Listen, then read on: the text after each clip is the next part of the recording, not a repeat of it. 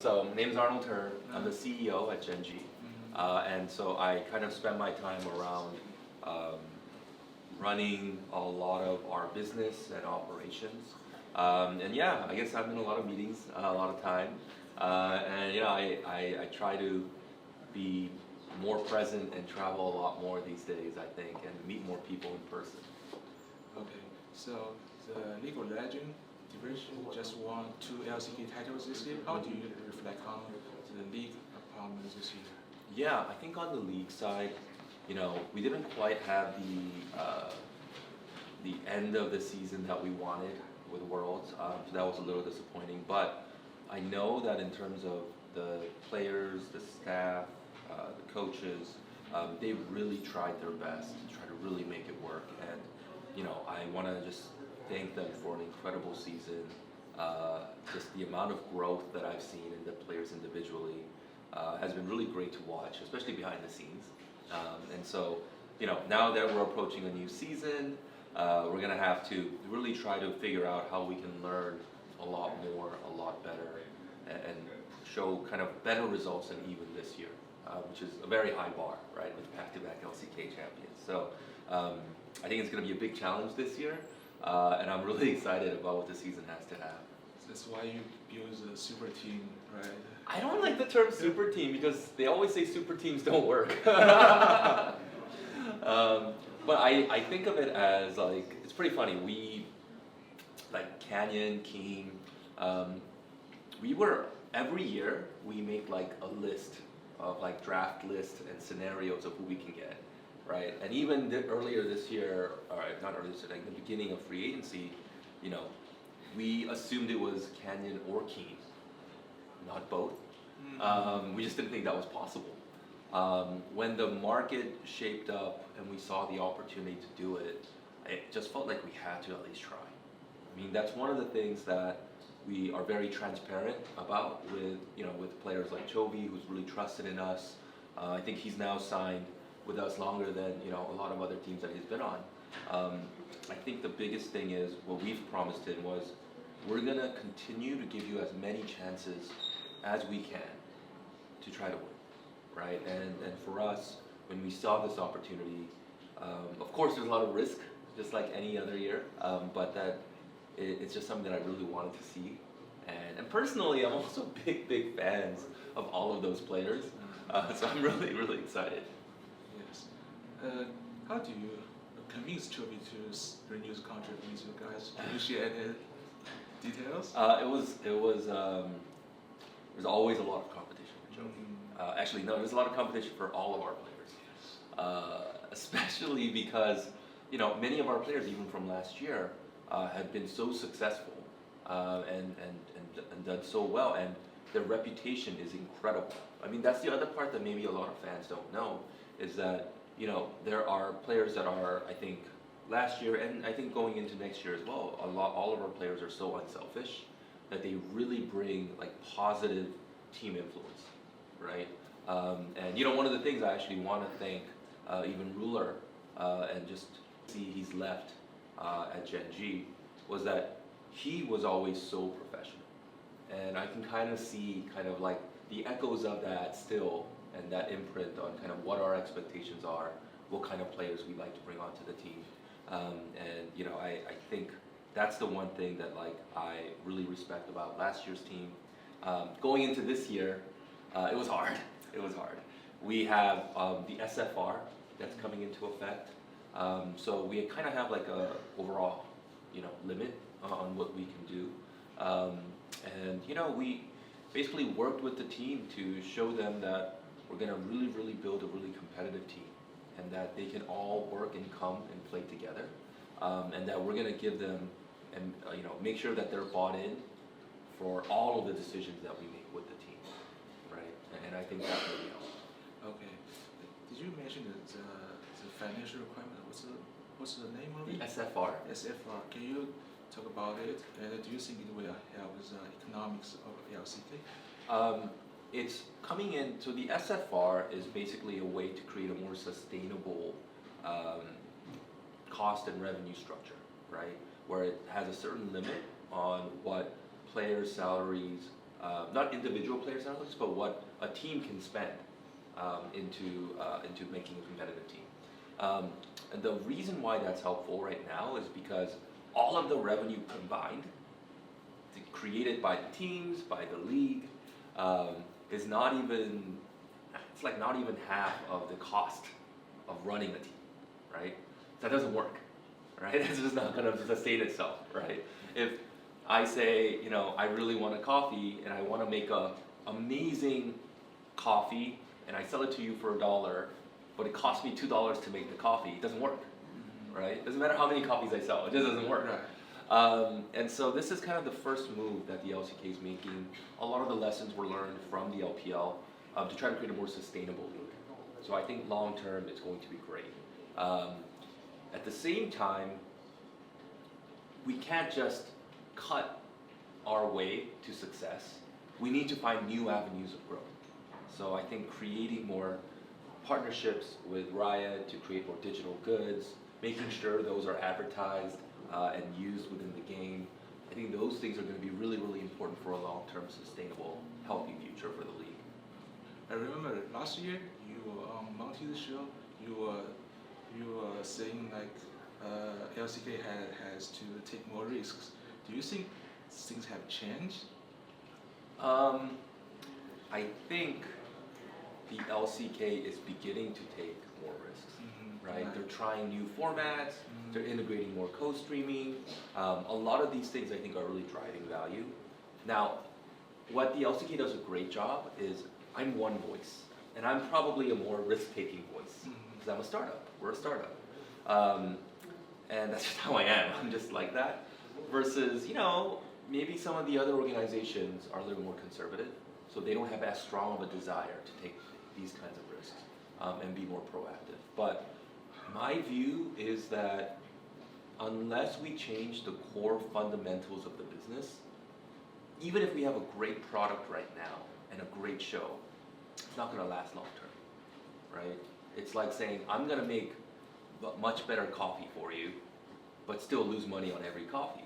Yes, the coffee's getting better, but that's not the problem, right? We need to create a better business model so that everybody can be successful. So, you know, my view is that I want to do more and work with the league better to try to create more. I think the answer has to be digital revenue. I think we're seeing it even in the Valorant model and like why that makes sense. And it's great because it aligns the incentives, right? If I'm a player, you know, oftentimes right now, if I'm a player, especially, you know, certain members of our team, you almost don't want to spend too much time on social media and doing these things because there's just more risk. If you say the wrong thing, people can get angry, people can get upset. Versus if, for instance, every single one of our players had a, you know, skin or something like that, then they would see the benefits firsthand of having a larger fan base, of interacting more. And they would also be incentivized to help grow the sport.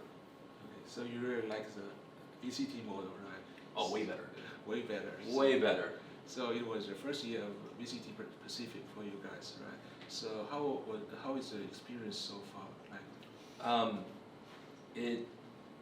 It's a very controversial take, but my view is long term that the LCK needs to be more similar to the Valorant APAC model. So I actually think for the LCK to be longer term successful, it needs to be a bit of like a regional league, similar to Valorant. We need to create more digital revenue opportunities, and then for that to be sustainable, we need a larger market than just one Korea. If you look at the viewership of LCK, majority is actually outside of Korea. Yes. Right? And so if that's where the viewership is, we need to build the business where the attention and the viewership are, right? And you know, that's where I think the longer term future is.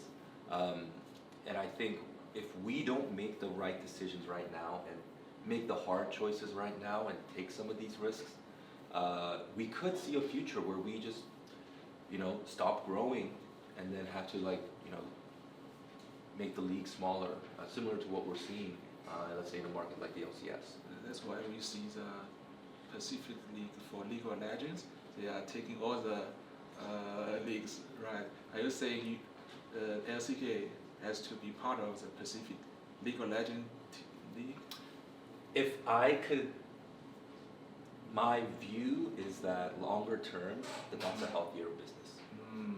And that it'll also improve the skill level of all of the regions. Because I think you would encourage more interactions. So one, you would have more international matches by default. Because you have all these other teams in the league. I think, I'm not saying that we snap our fingers and make it all happen in one day.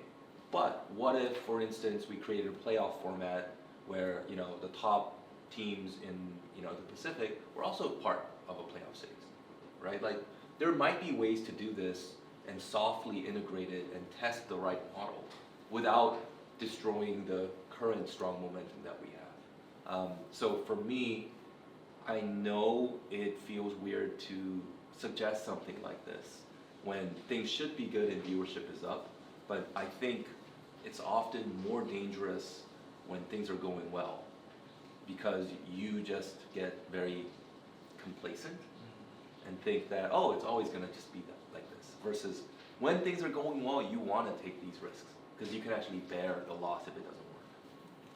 Alright, so talking about all the leagues, we have to talk about Overwatch League. So what have you learned from the experience with Overwatch League, and do you still have plans for the Southern Dynasty, or maybe just Overwatch In general, sure. Yeah. I think there was a lot of hard lessons learned from Overwatch League, and it really is painful for me because Overwatch was the game that I played the most,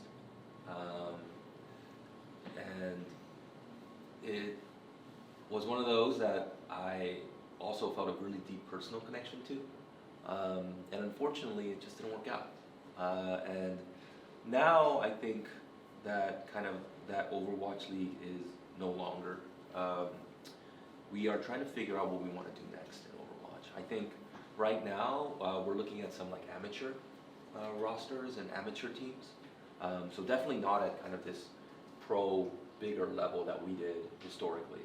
But kind of understanding that there's a big reset happening, and then continuing to look at opportunities very much in the amateur space, rather than having a really strong strategy around how we can be a really successful organization in terms of having a super team or anything like that, because it's just, the scene is gonna just go through a massive change, and we don't know what that looks like until it happens. Okay, so what's the future of the brand Seoul Dynasty? Well, I think because it's part of the Overwatch League brand, unfortunately I think any future amateur team would probably be under the Gen.G banner, rather than the Seoul Dynasty banner. Just because a lot of the reason why that brand existed was creating team skins, its own unique brand, integration with the game. Now that those things aren't happening, we need to start thinking about what the future looks like and what makes sense for us. Okay, let's talk about some positive stuff. Okay. So, yes, we go back to the roster conversation. So, besides all the super names, you have Pace, who is still one of the promising young players in the world right now. And I've noticed that you guys just promote all the scholars to your challenger team. Yeah. So why do you think academy is very important to your business, and why are you guys so good at it? I don't know how good we are at it, but we've been very lucky where we had incredible players come through our program. Light came through our program, Ace came through our program. We've got a lot of really talented Valorant players too. I think they're not of age to participate on our team, but some of these kids were really good. One of the things is that because of our history on the pro side, we know what that infrastructure should look like to try to really help players become better, right, and really grow through their passion for gaming. But the one area that I think allows us to have a big advantage is that we have a really strong policy around really great players. We don't just try to hold on to them and prevent them from going pro.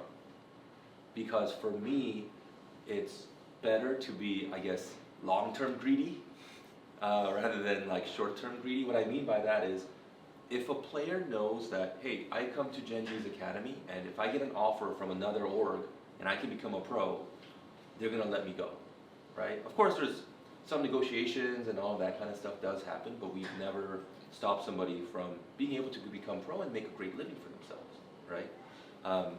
So for us, that allows us to then attract better talent in our academy longer term, right? Because they know if they go to another academy program, they're kind of stuck with that team, and they're worried like, well, is that player on the pro roster better than me? And versus with us, they say, we're going to help you grow, and we're going to give you as many chances all around the world and in Korea to become a pro. So I think that really helps.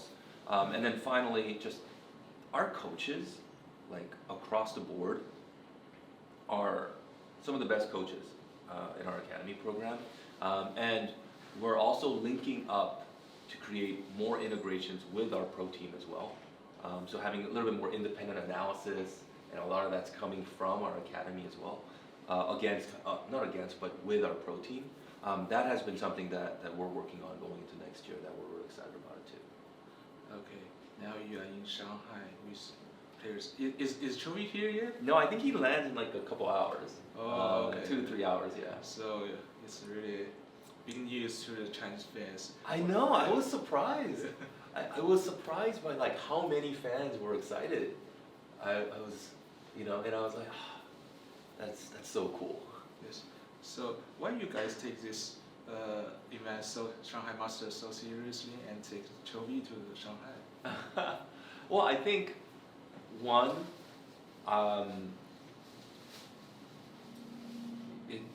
the way I kind of view it is we've not spent enough time building our brand, our business here in China. I think that's something that I want to spend more time now doing, and kind of like really invest here, because I think there's just so much more to learn, and that this is the biggest gaming market in the world, right?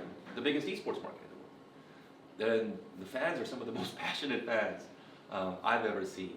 I just talked about how when I was in London, I was amazed by how many fans came from China to cheer. And everybody has those like gigantic flags, the cheers and the chants and the signs. And I was like, this is really exciting too. And like, it makes sense for us as an organization, if we want to be one of the best in esports, we need to know where the biggest esports markets are and learn as much as we can and build a stronger foundation in each of them. And so, my vision is that we have North America with our Rocket League team, we want to do more in China, and we're looking at, how we could expand more in China. And then obviously we have Korea. And there, I think then we have like a really strong ecosystem where we're learning from the biggest markets and learning from some of the best markets in the world. Okay. Can you share any detailed plans for next year in China? I think the biggest one is we're actively looking to expand with an esports, I guess at least an amateur team here, and we're looking at different titles, right? We know that the competition for every esport here is really intense, right? I would say the LPL is more competitive top to bottom than the LCK. Right. Of course, we had an incredible, LCK champion in T1 for Worlds. But I would say, if you look at the balance of the league, there's so many amazing teams in LPL, right? And then in the LCK, it's usually a little bit more top heavy, right? And so I actually think if you take the average LPL team and then the average LCK team, a lot of times the LPL team is stronger, right? And so I think for us, we recognize that the competition is really strong. At the same time, we want to learn by doing, right? So we're a startup, so we want to learn by doing. How can we create an esports team that we can get excited about, that we learn how to get better at it over time, rather than coming in and saying, we're going to get the best players and build the next super team and all of that stuff. I think that was kind of like the old way that Gen.G did things, and it's just something I don't believe in. Do you think, you said LPL is more competitive within the league, do you think it prevents LPL from getting better results in Worlds? You're talking to the wrong guy. We lost to the LPL quite a My bit. bad, my bad. My bad. No, but so here's one thing though, is that when we were thinking about our roster and our whole team next year, one of the key criteria for us was that we have players, staff that have experience in the LPL, because we want to understand like what part are we missing so that we can actually get better, right, and have better success, right, not just in Korea but worldwide. That's really important for us, and with this roster, I'm really excited because we both have championship experience with players, but we also have some international experience as well, and so between all of that, I think we have a really good shot at putting together a good run next year. So I think, of course, especially fans in China may have wished for different results in the Asian Games and Worlds, but at the end of the day, finals matches are finals matches. One or two things could change and change the course of a match, right? And so I don't think it's, is the league getting more competitive next year and this year? I actually think that the trend is one where both leagues between the LPL and LCK are actually growing and becoming a better league, right? Who's going to be better next year? Who knows, right? Also, the map is changing, the meta is changing. Everything is new. Theoretically, there might be more skirmishes, so is that LPL favored? I don't know. It's like impossible to tell right now. This meta is going to just completely change. That's the other thing. Like, it's really hard making a roster when you have no idea what the meta is going to be with this big of a change next year. I think people are underestimating how big this change is. Can you say something to the Chinese Gen.G fans, to the camera?